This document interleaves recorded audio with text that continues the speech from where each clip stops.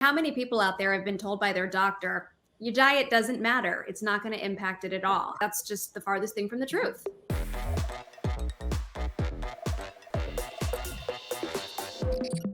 I really feel like in our medical profession, we take a Hippocratic oath, which is to do no harm. And yet, when we tell patients that there is no other alternative but the medication or surgery that they must do, and that's the only choice, and that nothing else, everything else is a scam, are we in fact doing no harm? I mean, how many people out there have been told by their doctor, your diet doesn't matter. It's not going to impact it at all. I've been told that by more than one physician in regards to autoimmunity. And what I've learned is that's just the farthest thing from the truth. To me, that's malpractice. I agree. Yeah, that is complete malpractice. I actually have a couple people who've been diagnosed with cancer. This one gal, good friend of mine, diagnosed with cancer, went to Stanford. Not to bag on any university, but I mean they're all the same. Yeah. The boyfriend asked the oncologist, "Hey doc, can she eat this? Can she eat that?" The oncologist said, "You can eat whatever you want. Doesn't matter." I hear that so much. I want to kill these people, these Yeah. doctors, because they're killing their patients. Yeah. I had that with one of my patients. I had a young guy and he had ulcerative colitis, recently diagnosed, and he was very interested in coming to do, acupuncture and functional medicine with me. And he was also seeing a gastroenterologist at the same time. So he came in his first appointment. I'm like, okay, so here's what we're going to do to help you with this. He then had a follow-up with his gastroenterologist who said, if you use that approach, then I'm going to fire you as a patient. You may not see both of us at the same time.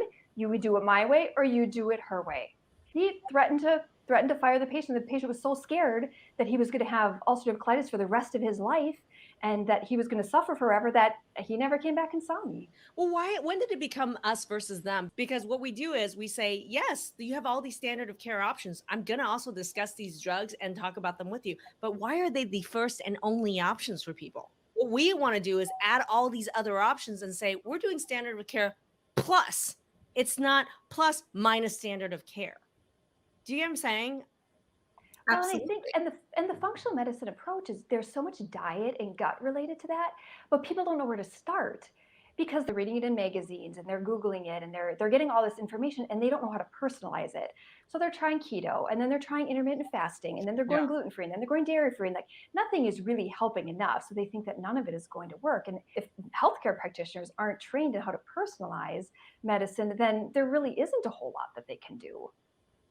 I think what bothers me and what bothers so many patients out there about the conventional medicine approach, once you learn that there is this world of functional medicine, is conventional medicine, it seems like sometimes is just waiting for that organ to fail or waiting until you're at a point where it's like, Then you do oh, something. now we need to step in. Whereas the functional approach just seems like, okay, we're going to meet you wherever you are and we're going to try to get you well. It just seems like common sense that that would be the route that everyone should want to go with. And I think data is actually crucial. That's why also even food mapping. I developed the process of food mapping in my program, and I insisted on a data-driven approach to understanding which foods is actually triggering your autoimmunity. Not, I'm going to guess and let's remove 90% of the food in your diet, right? So for me, like even a process like food mapping, where our functional medicine colleagues are all about let's just eliminate more and more food from people who are already malnourished, poor digestion, autoimmune, sick, and then let's just eliminate more and more food from them, creating tons of food trauma and poor outcome.